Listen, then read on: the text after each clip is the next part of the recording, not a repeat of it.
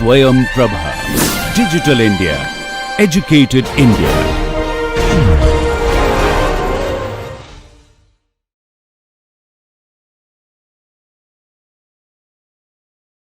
Good morning.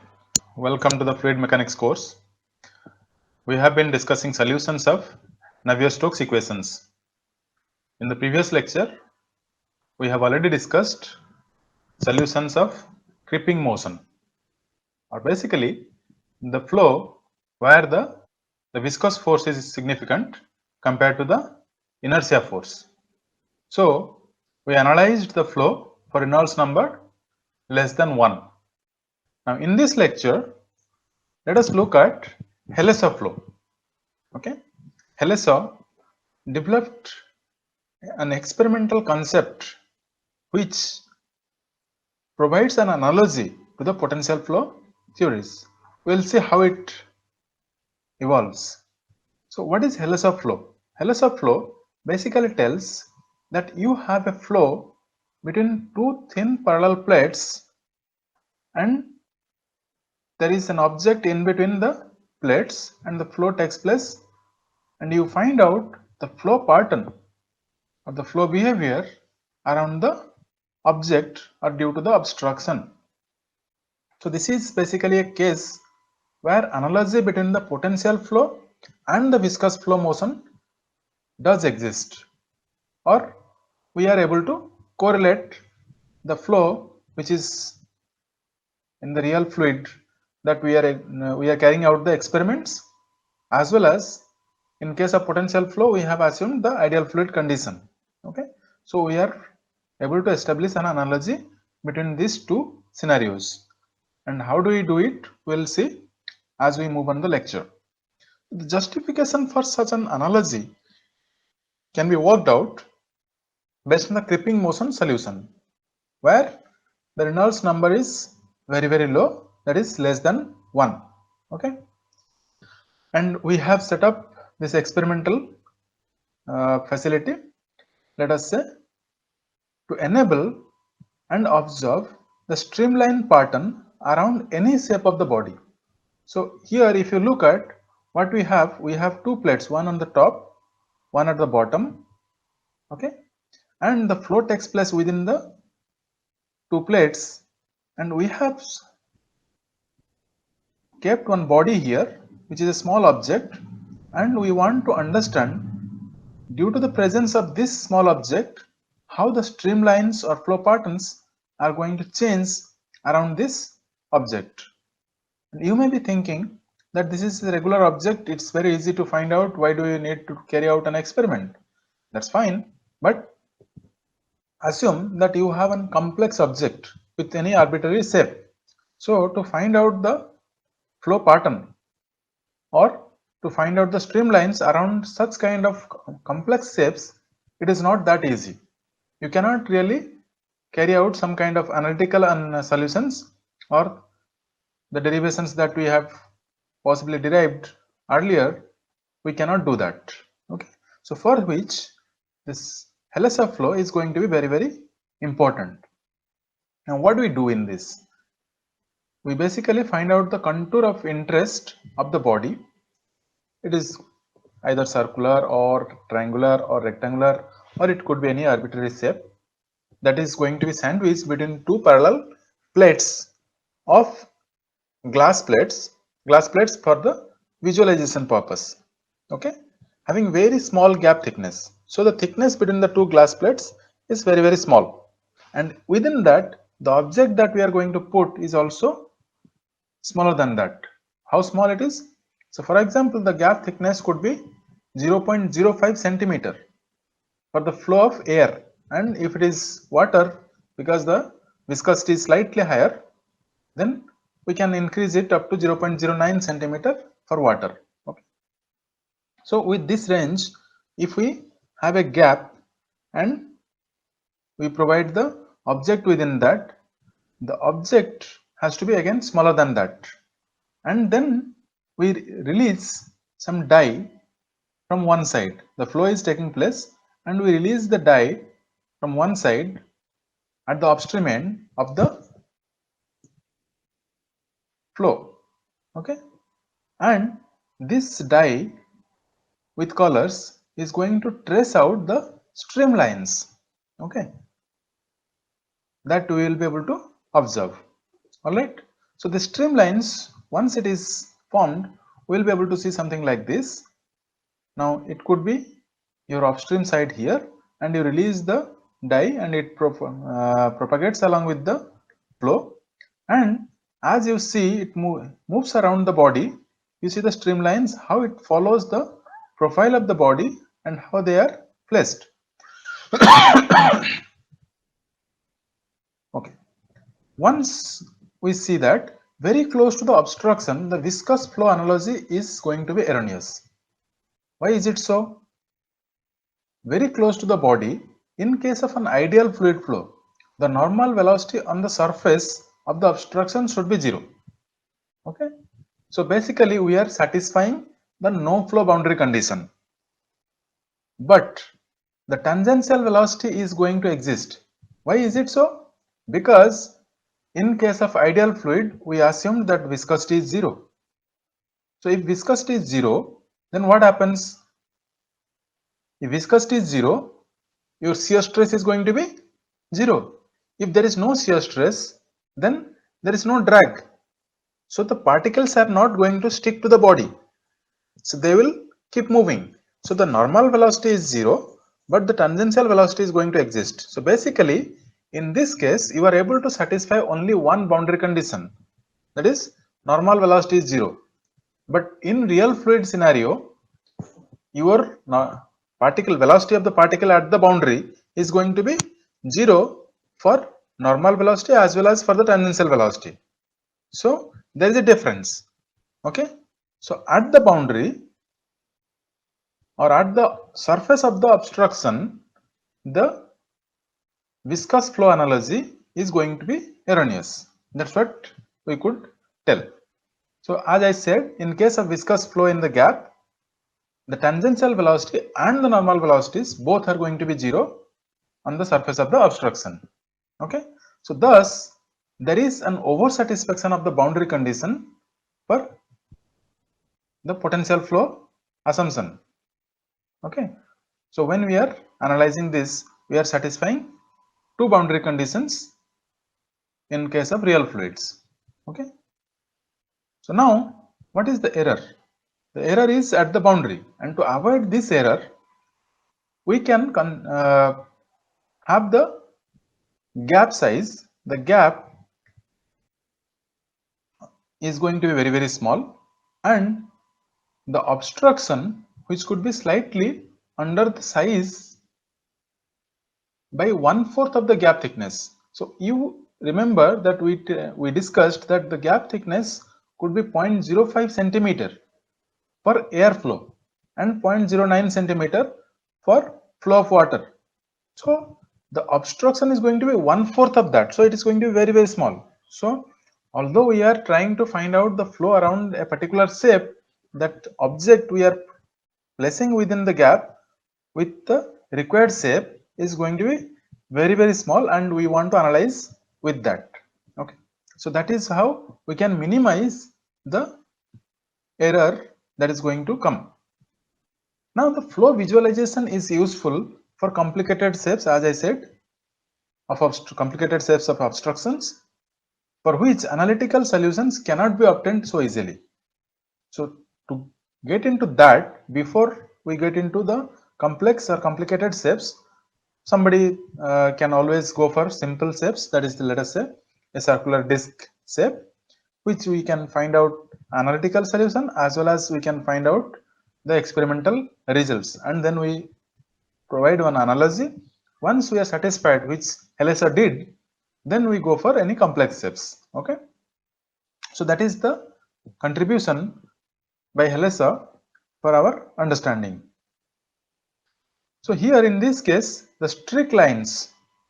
So once we release the die, although I said it's going to provide you the streamlines, actually what it is going to give you is a streak line, how the particles are tracing along the flow. So in this case, both streak lines and streamlines are going to be same, and we have already seen in the previous our discussions where the streamlines and streamlines are going to be same. This is very low Reynolds number, and obviously the flow is going to be laminar and so on. So in this case, the streamlines and streamlines are going to be same, and that shows the mean flow pattern in the plane of the parallel plates. What do you mean by it provides you the mean flow pattern? Okay, it basically says that, let us say you have the flow taking place within the two plates or two glass plates. Now at a particular location, if you look at the velocity profile is going to be parabolic. So you will have higher velocity here, lower velocity or zero velocity at the wall of the boundary. But from the top, when we visualize this flow patterns, we basically observe the front of this flow, and that is showing us the mean flow pattern. Okay, we don't really look at this variation that is going to be present between the two plates. We only observe the average or mean flow patterns. Okay, that is what is the meaning. Now, in such case, the exact nature of flow within the small gap can be worked out from the equations meant for creeping flow, because in the beginning we have discussed that this is developed based on the low Reynolds number flows, that is creeping flow. Okay, so we can take the same equation and find out. So let x and y represent the plane midway between the two plates. Okay, so we have the thickness, that is, let us say h. Okay, and x and y is the location which is at the center. And if we do that, the velocity component w in the vertical direction is not going to exist, because we said we are talking about the mean flow. Okay, and obviously there is flow in the x direction, let us say. So there is no flow in the y direction and z direction. So we can always tell that w is going to be 0 or will not exist in the vertical direction. Since it is creeping motion, the inertial terms may be dropped in the left side of the Navier-Stokes equation. That is something we have already seen. Okay, so because it is a viscous dominated flow, the inertial terms can be dropped, and we can write down the simplified governing equations in this form. So we will have expression in x direction, expression in y direction. So dou p by dou x equals to mu dou square u by dou x square plus dou square u by dou y square plus dou square u by dou z square. Okay, and in this, dou p by dou y is also given as mu dou square by dou x square v, dou square by dou y square v, dou square by dou z square v. Okay, so once we write down these two equations or the governing equations that are for the Hellas flow, as the air gap thickness is exceedingly small, okay, the air gap or the gap, not necessarily air gap, the gap between the plates or the glass plates is exceedingly small, the gradients in z direction are far bigger than the velocity gradients in the x and y directions.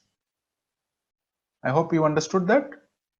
So basically, if I want to explain that again, you have this as your plate, and at a cross section you have the velocity gradient in z direction.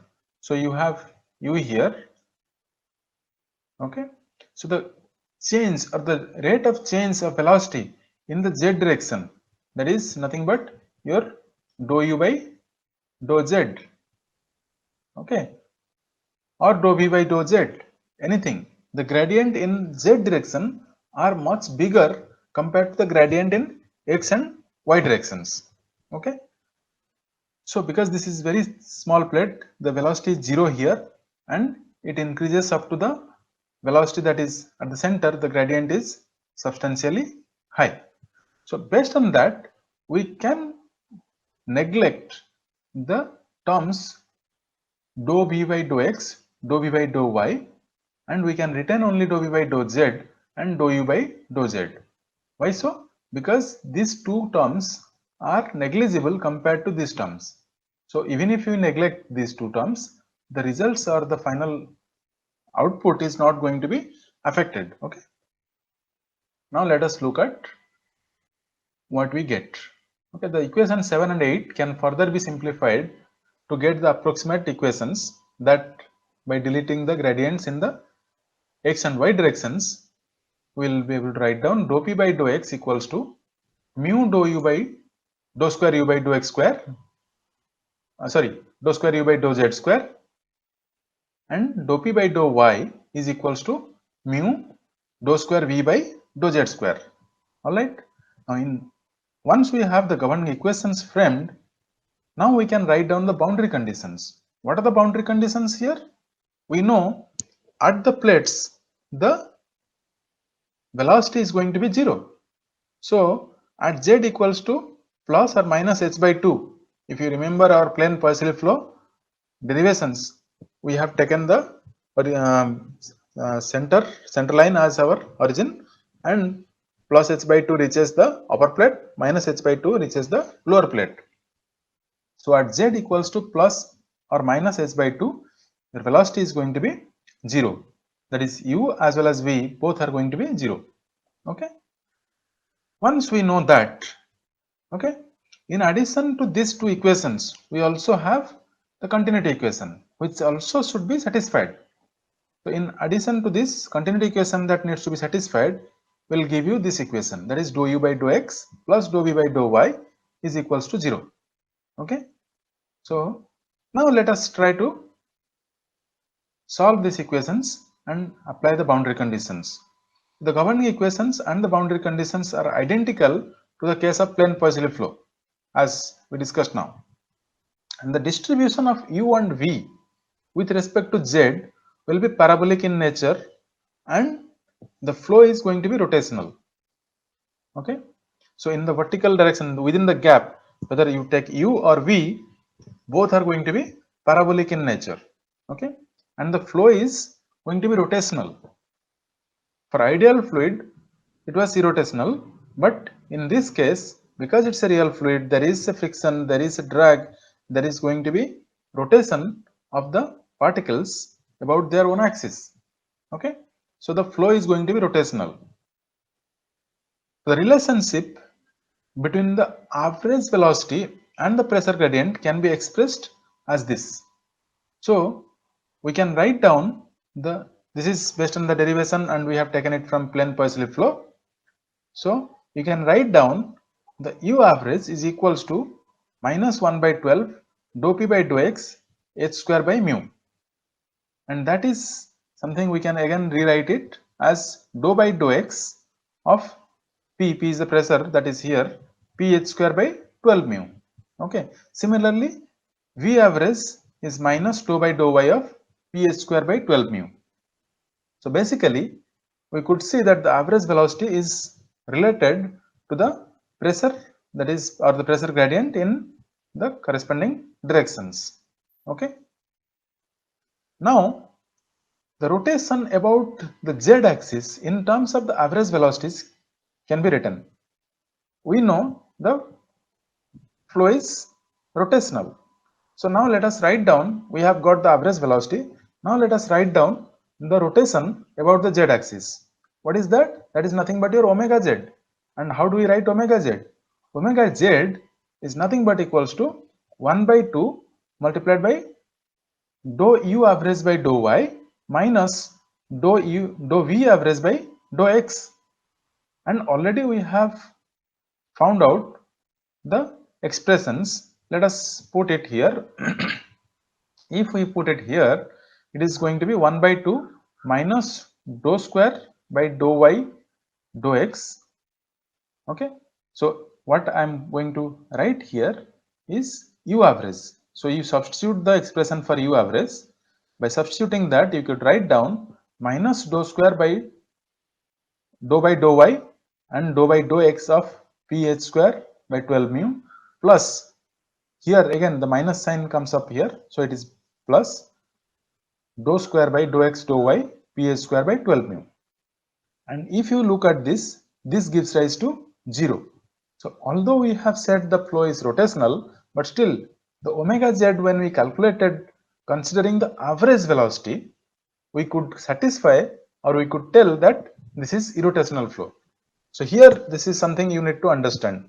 First we said this is a real fluid, the profile is going to be parabolic and the flow is going to be rotational, but that is when we consider the instantaneous velocity or the velocity variation within the gap. But if we take the average velocity and using the average velocity we try to find out what is the rotation, that is omega z, we could see that it is going to 0. Now that says that the flow is behaving like a irrotational flow. Okay, that is where we could correlate. Since u and v satisfy the continuity equation at every point, their averages too will satisfy the continuity equation. So we have already seen the irrotationality, and for continuity equation we are telling that because u and v satisfy the continuity equation at every point, their average is also going to satisfy the continuity equation, and we can write down dou u average by dou x plus dou v average by dou y is equals to 0. Now continuity equation is satisfied, the irrotationality condition is satisfied. So we can write down the average velocities satisfy the basic requirements of a potential flow. Although we have conducted or carried out the experiments and the solution for a real fluid, when we take the average velocities for this, it satisfies the requirements of a potential flow. So that is where we could correlate or establish the analogy between the potential flow and a real fluid flow within this two plates, that is with small gap, or the Helesov flow.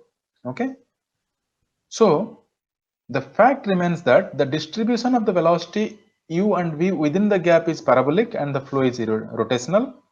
In the experiment, the average motion is seen as the streak lines, and streak lines are representing the streamlines of a potential flow around the object, and that's why we could establish this analogy. Okay, although we have said that they both look similar, but the fact remains that the velocity is going to vary, and only when we take the average velocity we can establish the analogy between the potential flow and Helesov flow. All right, so this is basically the essence of the Helesov flow or Helesov concept that was developed. All right, now let us move on to high Reynolds number flow. So far what we have been discussing, the creeping motion or Stokes solution and Helesov flow, these are all low Reynolds number flows where the viscous force was dominant compared to the inertia force. Now let us look at the high Reynolds number flows where the inertia force is going to be dominant compared to the viscous force. So what will happen? The Reynolds number is going to be higher. So that's why we call it high Reynolds number flow. And when we talk about high Reynolds number flow, the boundary layer is going to come into picture, which is very, very important concept in fluid mechanics. The boundary layer can be laminar and it can be turbulent. So what we are discussing is the laminar boundary layer. We are not really talking about turbulent boundary layer because we have not talked about the turbulent flows so far. So let us focus on the laminar boundary layer aspect right now. I'll come into the turbulent boundary layer gradually. So basically, if you look at this figure, you have a plate here.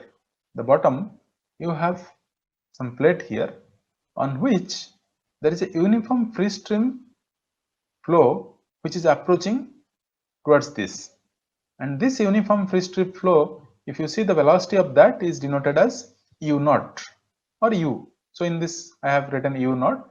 So you can write down capital U or u naught, it's up to you.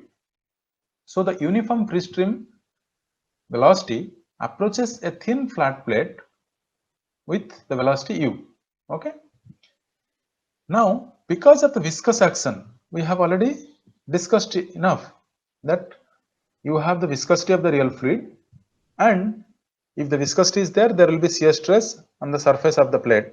So because of the viscous action, the velocity of the fluid particles on the solid surface is going to be 0. Alright. So the velocity of layers of fluid little away from the surface gets retarded. So what will happen if you have the velocity 0 here? So obviously the particle next to that cannot move with the same free stream velocity, because this particle is 0 and there is a bonding between each particle. So because of that, the next particle is going to reduce the velocity of the particle above it. So I have a particle which velocity is 0 here. The next particle which is lying on top of that, although it will try to move, but the velocity will be retarded. And because of this, you see the velocity is going to vary from 0 to gradually the free stream velocity which is approaching before it hits the plate. So at some point at a distance, this velocity is going to be more or less equal to the free stream velocity. So this retardation will have a gradual variation up to the free stream velocity. Okay, and this is what is the boundary layer effect. Okay, and what is boundary layer, we'll see that, but before that, let us try to understand the velocity in the retarded layer changes with distance y from 0 to u. Okay, so when it changes from 0 to u, these changes are going to be very steep, or the gradient is going to be very high close to the boundary. So here it is 0. So the gradient, if you look at, it's going to be very high close to the boundary, and as you move away from the boundary, the gradient will start reducing. And as we come out of a zone where the free stream velocity is reached, you will not have any velocity gradient. Basically, you will have the same free stream velocity here as well as in the next layer as well as in the further layers. So the gradient is going to be 0 beyond certain point. Okay, so that's what I said. The changes are very close. Then changes very close to the boundary is going to be steep, and for all practical purposes, the thickness of the shear layer or boundary layer, popularly known as boundary layer, okay, is the distance y where the velocity, the instantaneous velocity, attains a value of 99% of the u. So we have this free stream velocity.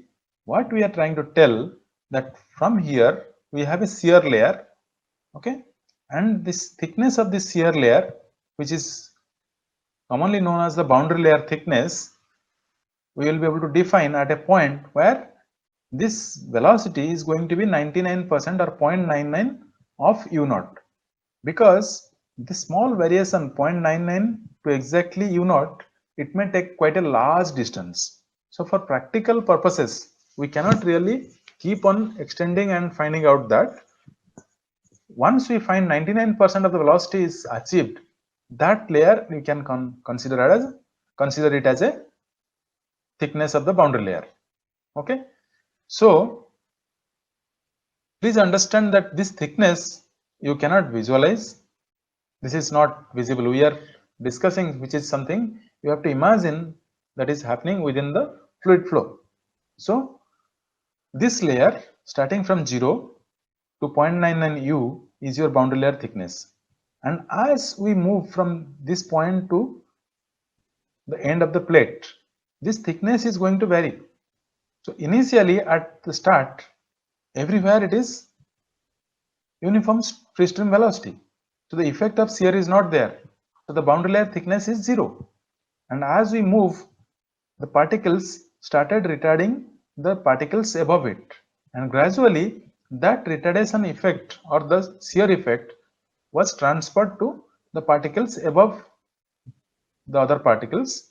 So gradually this boundary layer thickness is going to increase, and it will move in the towards the lee direction or rear direction of the downstream direction of the flow. Okay, all right. So when this is flowing, you will be able to observe many layers. I will come to that. Before the layers, first of all, this boundary layer is going to be laminar. The flow, please understand, this is again laminar flow. We are not talking about turbulent flow. within the laminar flow, the boundary layer can change from laminar boundary layer to turbulent boundary layer. Okay, so the boundary layer is laminar up to certain point. We call that distance as critical length. Okay, x critical is written here. So this up to this it is boundary laminar boundary layer. Then there will be disturbance, and then we will have a small region. Within this small region, the laminar boundary layer changes to turbulent boundary layer. Okay, so this in between zone is called transition region, and then you will have a turbulent boundary layer. So this turbulent boundary layer will basically ensure that there is lot more mixing that takes place. Here the mixing in the laminar boundary layer, the mixing was less, and in turbulent boundary layer the mixing is going to be larger, or it will be higher. So if the mixing is less, then this profile is going to be mostly a parabolic profile, something like this. But once we come to the turbulent boundary layer, if you look at this, because of the mixing, this variation in this region is going to be very small. So we call it a fuller profile. So it is almost very close to the free stream velocity. We have 99% of the free stream velocity, or 0.99 u, and this zone where the turbulence is strong, that zone will have very close to that. It could be, let us say, 0.95, 0.96 and so on of the free stream velocity. So the variation is there, but it is not reduced much. But beyond certain point, very close to the wall, it is going to have a strong gradient. So in this region, again very close to the wall, we will have a viscous sublayer. Okay, or sometimes it is called laminar sublayer. So this zone is again going to behave like a laminar layer, and above this there will be some layer where the variation is going to be again changing, and that is buffer layer. And finally there will be another layer which is, we call it overlayer sometimes. Finally you will have the fuller layer or the turbulent boundary layer. Okay, so this what I have shown here is not going to start abruptly from here. It will gradually start from the point where the laminar boundary layer is going to shift towards the turbulent boundary layer. So if you look at this figure, you can see clearly that the moment we have the transition region, you can see the formation of viscous sublayer. Okay, that is going to be developing, and it will reach certain height once you have the turbulent boundary layer. Then above that you will have the buffer layer. Okay, or we have here written something overlap layer, but it is not shown here. So basically the point is, very close to the boundary you may have turbulent boundary layer region, but very close to the boundary you will have a thin layer which is going to be the viscous sublayer. Okay, due to the viscosity you will have a very thin sublayer which is still going to behave like a laminar layer. Okay, and the velocity u along y from the plate is going to vary something like this. Okay, all right. So the boundary layer, what we have discussed so far, is usually measured or denoted with a symbol called delta. Okay, so the boundary layer delta gets bigger with the distance x measured from the leading edge of the plate. So as we move from the leading edge, as we move downstream, the boundary layer thickness increases along x. Okay, and of course it will increase initially at a higher rate, but at certain point it may increase, but not with that rate, not with the rate at which it is increasing in the beginning. Okay, so what are the takeaway from all these discussions? Basically the thickness of this boundary layer is going to be very small. In a fluid where your flow may be 0.5 meter or 1 meter depth of flow, the boundary layer is going to be very small, which could be in terms of or even less than that. Okay, so the boundary layer thickness is very small, but this is very important. Why it is important? If we don't consider, assuming that it's very small, we don't consider the boundary layer, what will happen? the velocity, that means we will assume that the velocity is uniform all the way up to the plate.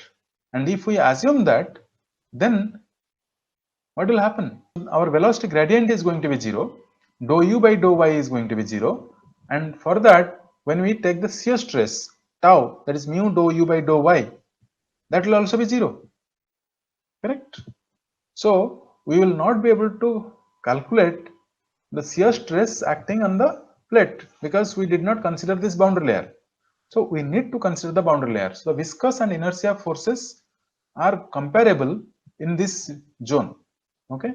So in the boundary layer, the viscous and inertia force both are comparable. Although we said initially that we are discussing high Reynolds number flow, where the inertia force is dominant compared to viscous force, but the boundary layer is the region where the viscous force as well as inertia force are comparable. They are equally important. Okay. So the velocity gradient in y direction is very large and in x direction it is going to be small. Okay. All right. So this is the essence of Prandtl's boundary layer equation. So this boundary layer theory and derivation of boundary layer equation was first proposed by Prandtl, and based on that we could really resolve the thin layer of boundary close to the boundary, and we are able to solve it. So this is something which was developed by Prandtl in I think 1704, and we are using it even now. So the boundary layer flow is laminar up to a distance of x, which I have already shown you earlier, such that ux by nu is nothing but your Reynolds number, right? Or that nu you can write down as mu by rho, so it will become rho ux. So this x here, what you see is the characteristic dimension. Okay, so you might have already used for pipe flow rho vd by mu, but in this case the characteristic dimension is the length of the plate, so it is x. So ux by nu is the Reynolds number, and that we can write down as rex, re at a distance of x because the x is changing. Okay, so rex is approximately equal to 2 into 10 to the power 5. So for boundary layer flow, for flow with rex equals to 2 into 10 to the power 5, you can observe boundary layer to be laminar. Okay, beyond which it is going to change to transition and turbulent. Okay, so beyond this distance, the flow transition takes place and the boundary layer becomes turbulent. So Navier-Stokes equations are valid for the laminar boundary layer. Again, you may ask why not for the other turbulent boundary layer section, because the laminar flow, the Navier-Stokes equations are derived without considering the turbulent flow, so we cannot apply there.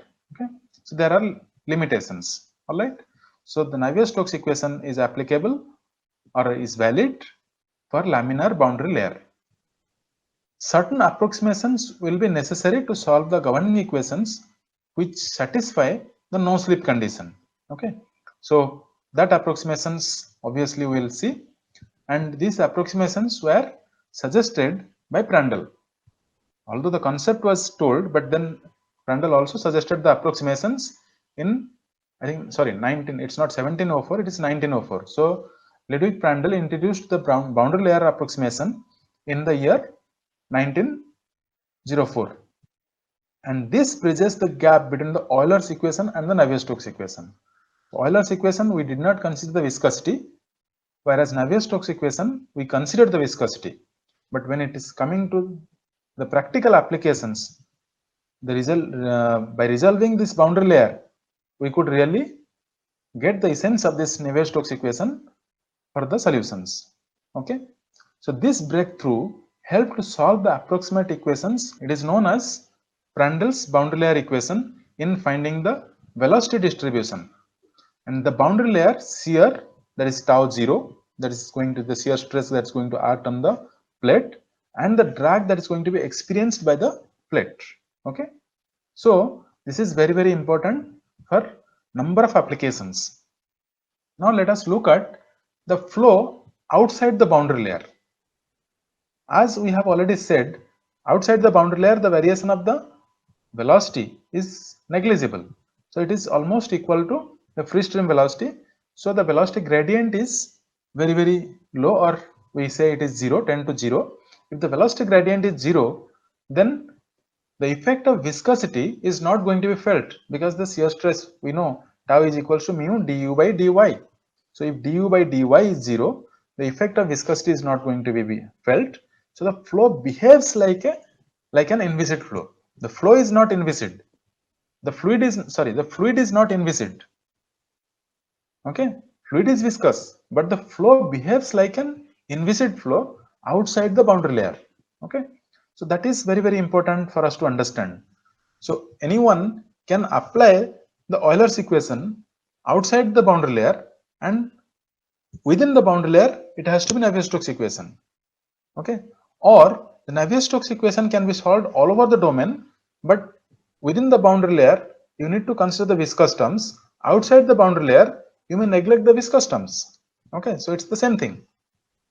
So basically the velocity gradient outside the boundary layer is going to be 0, dou u by dou y equals to 0, and by solving for the outside flow, we can apply the Bernoulli's equation, because we know outside the boundary layer the flow is inviscid, and for that Euler's equation is going to be applicable, and in that case we have derived the Bernoulli's equation based on Euler's equation, and that's why we could apply to get the pressure field. Okay, so in contrast, the flow within the boundary layer is dominated by the viscous forces and the flow is rotational. So we cannot apply Bernoulli's equation within the boundary layer, but that's again, as I have already explained, it's a very thin layer.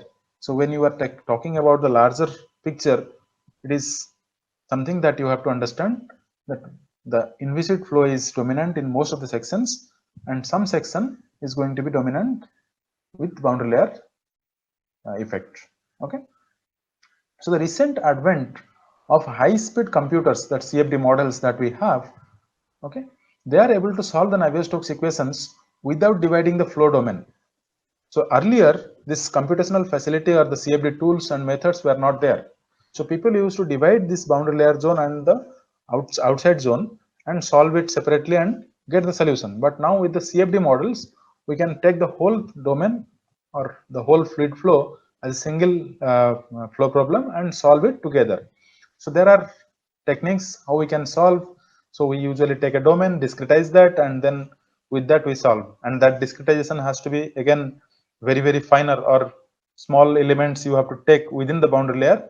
Otherwise, you may miss the flow characteristics. But anyway, those things we will not discuss here. Somebody who is interested, we can always take that up at a later stage. All right.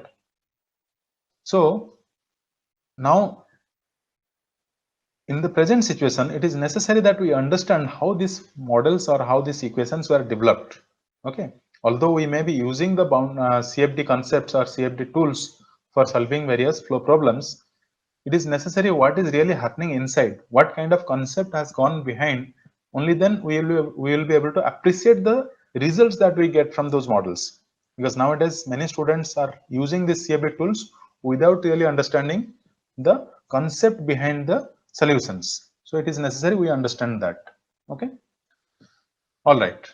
Now, in order that the viscous and inertial forces are of similar magnitude, the Reynolds number flow, the high Reynolds number flow, where we say that UL by nu must be of the order of delta square in the first equation. So here there is something I am introducing, the order of magnitude. Okay, so that is little bit complex, but if you look at closely, you will be able to understand. Using this information, the second equation, all the terms are of delta naught or smaller, and by eliminating, so second equation means we have the Navier-Stokes equation, the x direction, y direction, and z directions. So that's what we are talking about. So now the equations, if we take normalized form, we'll possibly look at that quickly. Using this information, we can say that all the terms in the second equation are of the order of delta naught or smaller than that, and eliminate those terms which are order of equal to or less than unity, okay, and revert back to the dimensional form of the equation. So this is a process which we'll follow. So by following that, we'll be able to get, by using the order of magnitude study, we'll be able to get to this set of equations which are called Prandtl boundary layer equations. So I have not explained how this order of magnitude study was done. That is something, if you are interested, you can always go through the textbooks, or I'll share you the materials for that. But the Prandtl's boundary layer equation is derived based on the order of magnitude study. So first what we did, we took the Navier-Stokes equation, and in Navier-Stokes equation we normalized the equations, and then in those normalized equations we found out where the order of those terms are delta or less, so smaller terms we neglected, and we kept those terms which are significant. By keeping that, finally we could get the equation for x direction is going to be dou u by dou t plus u dou u by dou x plus v dou u by dou y is equals to minus 1 by rho dou p by dou x plus mu by rho dou square u by dou y square. All right. So in this, the second equation, if you see, all the terms are going to be 0. What we have is dou p by dou y is of the order of delta. So what does it mean? Physically, it means the variation dou p by dou y within this small boundary layer is not significant. Okay, so we can say that the pressure that is coming from outside the boundary layer, okay, outside pressure is impressed upon the boundary layer. So in other words, we just discussed, you can use the Bernoulli's equation to find out the pressure in the outer inviscid zone. The inviscid zone that is outside the boundary layer, you can apply the Bernoulli's equation. Using that equation, if you find out the pressure on the boundary layer, we assume that the same pressure is going to be exerted within the boundary layer. Okay, so there is not going to be any change. That's what we are telling by dou p by dou y equals to 0, or approximately equals to the order of delta. So here the continuity equation can be satisfied, that is dou u by dou x plus dou v by dou y equals to 0. And once we have this set of equations that has been presented by Prandtl, we can write down the boundary conditions, and the boundary conditions that are y equals to 0, you will have your u as well as v equals to 0. U velocity and v velocity are going to be 0, and for y equals to infinity, your u is going to be capital U. That possibly is going to vary in x and t, but at a particular time and at a particular cross section, you will have a specific u. All right. So this y tends to delta infinity basically tells that it takes a long distance to get the value of free stream velocity, but we have assumed that if you get 99% of the velocity, we call it as the boundary layer. So we can always change this infinity to delta. At y equals to delta, your u is equals to capital U. Okay, so we can apply these two boundary conditions to solve the Prandtl's boundary layer equations. So first we have written this. You see here it is dou u by dou t is there. So this is for an unsteady flow. Now if we write it down for a steady flow, what will happen? What will be the equation? You will basically get these two, u dou u by dou x plus v dou u by dou y, that will be equals to these terms. But here we have said that the pressure variation dou p by dou x is going to be 0. Okay, so we can write down that for a steady flow in the boundary layer subjected to 0 pressure gradient in the x direction. So we are telling that the pressure change in the pressure in the x direction is negligible or 0. In that case, we can write down this expression. Okay, and there are conditions where there is a uniform flow, which is for a steady flow there is no change in the velocities, so the change in the pressures could be minimum, and in such cases we can write down this equation. Okay, we have already seen that earlier, so we don't have to discuss again for dou p by dou y and this continuity equation. So what has changed is the equation, this one, that is the first equation. Okay, now with this equation, in any case, the viscosity must be accounted for the governing equations, because you cannot change the order of the equation. Okay, so the governing equations of motion has to be satisfying the no slip boundary condition. That means both the boundary conditions have to be satisfied. So the boundary layer thickness becomes thinner as the viscosity gets smaller, and the two unknowns in these equations are u and v, and the pressure p can be obtained from the outer potential flow from the relation this is nothing but your Bernoulli's equation. We assume that z is constant, so we have p plus half rho u square equals to constant, or p by rho g, you can put all that. Finally you will get this expression. Okay, so this is nothing but your Bernoulli's equation from which you can find out the pressure. So once you find out the pressure, what we have to find out are the u and v. Okay, now this equation was developed, but the solution for this was derived by Blasius. Blasius, the student of Prandtl, basically in 1908, okay, developed the solution for that. So based on the boundary layer equations, the velocity profile in the boundary layer was solved first by Blasius in 1908. The solution was obtained numerically, and all the calculations were done by hand. Obviously that time there was no computer, no calculator possibly what we have right now, but we had the mind. So it was solved manually, which is a tedious process, but it was done. Now we are quickly understanding that, but it was a difficult job. So to solve this, there were certain assumptions. Okay, what were the assumptions?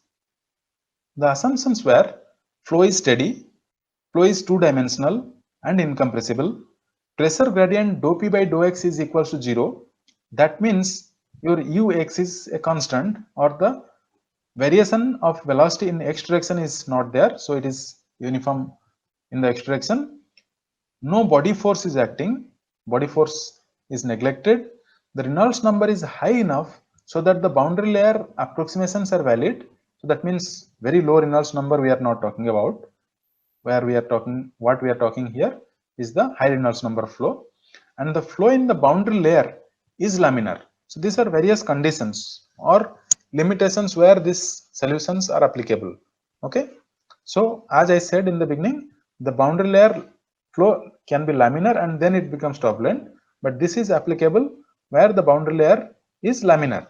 Okay, so in that case, the governing equations of motions are written here.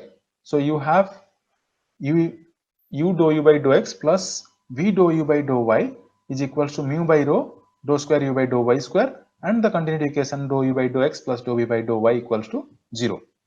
And we have already discussed the boundary conditions are y is equals to 0, your u and v equals to 0, y tends to infinity, your u tends to the free stream velocity u. Okay, so here what Blasius did is considered the normalized velocity, that is u by u. Blasius made an important assumption that the velocity distributions at various locations x satisfy the similarity. So basically that is u by u, the instantaneous velocity u within the boundary layer divided by the free stream velocity, is going to be a function of y by delta. What is y? Y is the distance along the y direction. At instantaneous location, the distance is y, and delta is the boundary layer thickness. So u by u is going to be a function of y by delta. So with that assumption, the solution was made. So it simply means by a suitable choice of length and the velocity scales, all the distributions will collapse to a single curve. That's what was the concept. So for normalized velocity, that is u by u, the choice of free stream velocity u obviously looks logical because that's the reference velocity. So similarly, to normalize the distance y from the boundary, a parameter which is proportional to the local boundary or local boundary layer thickness will be appropriate. So at a particular distance, at a particular cross section, whatever is the delta, you take that delta for normalizing y. Okay. So with that, the normalization was done and the solutions were made. Now, for a suddenly accelerated flat plate, Stokes solution showed that delta is going to be proportional to square root of nu t. Okay. So if you, and time is going to be time t is going to be equals to x by u. X is the distance divided by u is the free stream velocity. Okay. So that is going to give you time. All right. Now the Blasius introduced a new non-dimensional distance, and that is nothing but your eta. And he said eta is proportional to y by delta, or if you substitute the value of delta, okay, taking from here, delta equals to your square root of nu t, and t if you substitute as x by u, you can write down eta equals to y by square root of nu x by u, and finally rewriting that you can write down y square root of u by nu x. Okay, so this is something which is very important, that was given by Blasius. Now there are few steps how it was solved, and the partial differential equation was converted to ordinary differential equation, and easier solution was arrived at. I will not discuss that too much, but what I will suggest, you can go through the steps and find out how the solution was made, and finally we will try to understand the essence of the solution. Okay, so eta was developed here. Okay, you have the eta that is equals to y square root of u by nu x. All right, and that eta, I'm just quickly going through the solution. In terms of new variable, the velocity distribution with boundary layer can be expressed as u by u as function of eta or y by delta. If you let us say take u is equals to dou psi by dou y, then you can write down psi equals to integration of u dy. You substitute the value of u here. What is u? U is going to be capital U, function of eta, that is square root of nu x by u. Okay, and if you just rewrite that, finally you will be able to write down square root u nu x multiplied by function of eta. Okay, and that if somebody takes further, you take the stream function psi equals to psi such that u is equals to dou psi by dou y, and you can write down that as dou psi by dou eta multiplied by dou eta by dou y, and from that you can write down u multiplied by f dash eta. F dash is basically the first derivative of the function f eta. Okay, so by taking that, you can finally solve it. You take v is equals to minus dou psi by dou x because the continuity equation has to be satisfied, and finally you solve this and you will be able to write down this expression, that is half square root u nu by x multiplied by this term. Okay, so by finally simplifying the whole thing, if you go step by step, you will be able to write down dou u by dou x, dou u by dou y, and you will be able to write down dou square u by dou y square. Now substituting these terms in the equation that we had, okay, you can write down final equation as 2f triple dash eta plus f eta multiplied by f double dash eta equals to 0. Okay, so you had this equation. By substituting all these terms in that equation, you could write down the expression here. This is ordinary differential equation. Okay, so the three revised conditions are your ordinary differential equations that is given here, and the boundary conditions corresponding to this ordinary differential equation is written here. Okay, so the equation 5 is an ODE which is simpler to handle compared to the PDE, and the transformation of the governing equation PDE to ODE was feasible because of the principle of similarity. Okay, so this is what Blasius did and solved. So after solving this, Blasius obtained a numerical solution of the equation 5, that was ODE, in the form of a series of eta, and the boundary conditions were used to find out the undermined coefficients in this series. Okay, so the values of f dash and f double dash were calculated for different values of eta, and the solutions show that solutions show that within the boundary layer there is a small component of velocity in the y direction, and v is much less compared to u. Okay, so a great advantage of solving equation 5 is that one unique velocity profile, that is the u by v, is going to be f dash eta that applies to any x location. Okay, anyway, these are uh, some more details of that. Let us not get into this too much, but overall what we understood is the Blasius solution of the boundary layer equation is going to be a function of eta, and if we look at, this is the expression for eta is equals to y multiplied by square root of u by nu x, and for different values of eta you can see the value of f dash and this f double dash. Okay, so now if we look at this f dash, which is of our interest, u by u, so how this eta is y by delta, so with this variation y by delta, how u by u is going to vary, and we know where your y by u by u is going to be 0.99, there you are going to tell you have reached the boundary layer. So if you look at this table, your values of u by u is going to increase 0 and 0 0.1 2 3 and so on, but there is a point where the value is 0.99. okay, we cannot really wait till it reaches 1, but we have seen that at eta value of 0.99 here, sorry, eta value of 5, we have got this u by u is equals to 0.99.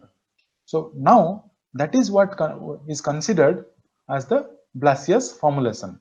Okay, eta is considered as 5, and by substituting that eta equals to 5 in this equation, you can find out what will be your value of delta. Okay, so if you substitute 5 here, you can find out the value of y, that is nothing but your delta, that's the boundary layer thickness. Okay, so to find out the boundary layer thickness, this is very important, and various comparisons were done with the CFD solutions at a later stage, and it was found that whatever Blasius derived manually with these expressions are exactly matching with the CFD solutions with all the advanced modeling techniques and so on. Okay, so this is what is the essence of boundary layer theory and the Prandtl's equation and the Blasius solution. Okay, so with this we'll stop in this class, and we'll talk about various other concepts of the boundary layer thickness in the next lecture. Okay, thank you so much and have a good day.